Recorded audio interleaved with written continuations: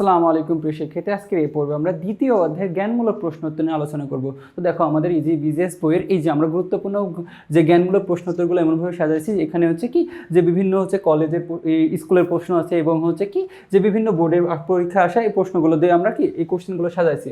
দেখো যে আমরা এখানে মূলত জ্ঞানমূলক 18টা কোশ্চেন নিয়েছি, যা কি আমাদের জন্য অনেক ইম্পর্টেন্ট।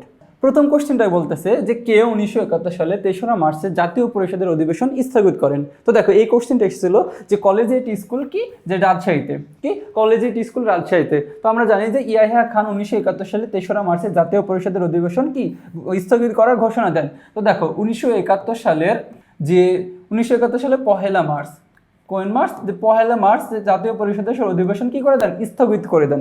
কিন্তু হওয়ার কথা ছিল জাতীয় অধিবেশন 3রা মার্চ। দেখো, 3রা মার্চ অধিবেশন হওয়ার কথা ছিল, আর পহেলা মার্চ জাতীয় পরিষদের অধিবেশন স্থগিত করে দেন কে? যে ইয়াহিয়া খান। আচ্ছা, 2 নম্বর কোশ্চেনটা যে কার নেতৃত্বে ছাত্র সমাজ স্বাধীন বাংলাদেশের পতাকা উত্তোলন করেন? আচ্ছা, আমরা জানি যে ইয়াহিয়া খান 1971 সালে 3রা মার্চে জাতীয় পরিষদের অধিবেশন স্থগিত করেন।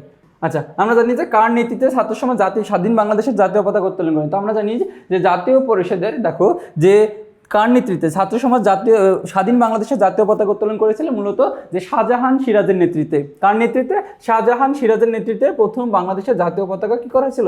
উত্তোলন করা হয়েছিল। আচ্ছা, 3 নম্বর প্রশ্নটা হচ্ছে রেসকোর্স ময়দানের বর্তমান নাম কি? আমরা জানি যে রেসকোর্স ময়দানের বর্তমান নাম হচ্ছে সোহরাওয়ার্দী উদ্যান। কি নাম? সোহরাওয়ার্দী উদ্যান। আচ্ছা, এরপরে 4 নম্বর অপারেশন সার্চলাইট কি? আচ্ছা, আমরা জানি, দেখো এই কোশ্চেনটা অনেকবার আসছে, রাজশাহী বোর্ড 19-এ আসছে, বরিশাল বোর্ড 25-এ আসছে এবং 20-এ আসছে। আচ্ছা, যে আমরা জানি যে পাকিস্তানি সেনারা 1971 সালে 25শে মার্চ রাতে ঢাকা সহ কয়েকটি স্থানে যে ভয়াবহ গণহত্যা চালায়, তারই সাংকেতিক নাম ছিল অপারেশন সার্চলাইট। আচ্ছা, এরপর 5 নম্বর কোশ্চেনটা স্বাধীনতা ঘোষণার সময় চট্টগ্রামের কালুরঘাট বেতার কেন্দ্রটির নাম কি ছিল? তো আমরা জানি যে স্বাধীনতা ঘোষণার সময় চট্টগ্রাম কালুরঘাট বেতার কেন্দ্র থেকে এই স্বাধীনতার ঘোষণাপত্র পাঠ করা হয়েছিল। তো জানি যে স্বাধীনতা ঘোষণার সময় চট্টগ্রামে কালুরঘাট বেতার কেন্দ্রটির নাম ছিল স্বাধীন বাংলা বেতার কেন্দ্র। কি নাম ছিল? স্বাধীন বাংলা বেতার কেন্দ্র নাম ছিল। আচ্ছা, এরপরে 6 নম্বরটা দেখি আমরা। আচ্ছা, 6 নম্বর কোশ্চেনটা যে কোন রাত্রিকে কালো রাত্রি বলা হয়? কি বলতেছে?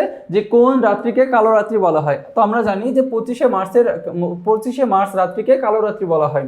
আচ্ছা, 7 নম্বরটা যে 26শে মার্চ তারিখে কে স্বাধীনতার ঘোষণা করেন? স্বাধীনতার ঘোষণা করেন কে? 26শে মার্চ। আমরা জানি যে 26শে মার্চ তারিখে মেজর জিয়াউর রহমান স্বাধীনতার ঘোষণা করেন। আচ্ছা, 8 নম্বর কোশ্চেন মুজিবনগর সরকারের প্রধান উদ্দেশ্য কি ছিল? তো আমরা জানি যে মুক্তিযুদ্ধকে সঠিকভাবে পরিচালনা করা, সুসংহত করা এবং মুক্তিযুদ্ধের পক্ষে বিশ্ব জনমত গঠন করাই ছিল মুজিবনগর সরকারের প্রধান উদ্দেশ্য। কি ছিল প্রধান উদ্দেশ্য? আচ্ছা, এরপর 9 নম্বর কোশ্চেনটা দেখো।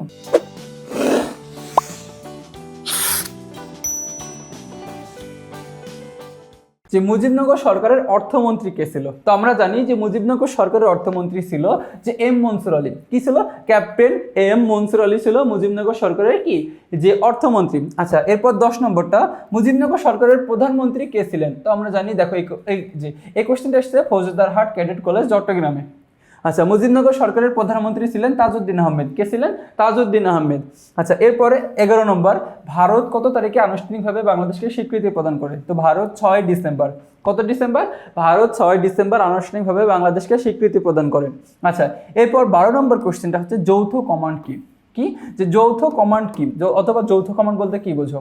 বলতেছে বাংলাদেশের মহান মুক্তিযুদ্ধের মুক্তিবাহিনী ও ভারতীয় বাহিনী মিলে আমাদের বাংলাদেশের মুক্তি বাহিনী এবং ভারতীয় বাহিনী মিলে যে বাহিনী গড়ে তোলে বা তা যৌথ কমান্ড নামে পরিচিত, অথবা যে কমান্ড গড়ে তোলে তা যৌথ কমান্ড নামে পরিচিত। আচ্ছা, এরপর 13 নম্বর কোশ্চেনটা যে জর্জ হ্যারিসন কে ছিলেন? তো আমরা জানি যে জর্জ হ্যারিসন লন্ডনে জন্মগ্রহণকারী একজন সঙ্গীত শিল্পী ছিলেন। সঙ্গীত শিল্পী ছিলেন যিনি মুক্তিযুদ্ধের সময় বাংলাদেশের সমর্থনে কনসার্ট ফর বাংলাদেশের আয়োজক ও গায়ক ছিলেন। দেখো, এই কনসার্ট ফর বাংলাদেশের মুক্তির জন্য অনেক গুরুত্বপূর্ণ অবদান রাখছে।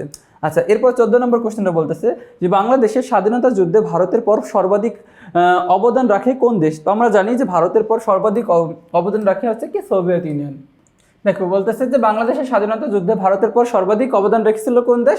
সোভিয়েত ইউনিয়ন, বর্তমান রাশিয়া। আচ্ছা, এবার 15 নম্বর বাংলাদেশ কখন চূড়ান্ত বিজয় লাভ করে? কি বলতেছে? বাংলাদেশ কখন চূড়ান্ত বিজয় লাভ করে? তো 1971 সালে 16ই ডিসেম্বর বাংলাদেশ চূড়ান্ত বিজয় লাভ করেছিল। এরপর 16 নম্বর কোশ্চেনটা, যে কোন শহরে কনসার্ট ফর বাংলাদেশের আয়োজন করা হয়েছিল।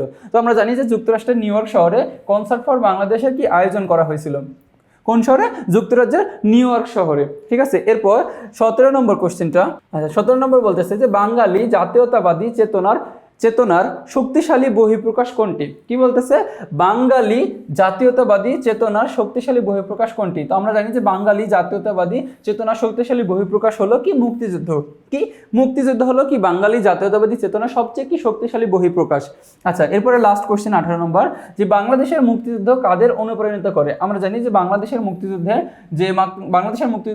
বিশ্বের নিপীড়িত এবং স্বাধীনতাকামী জনগণকে কি করে?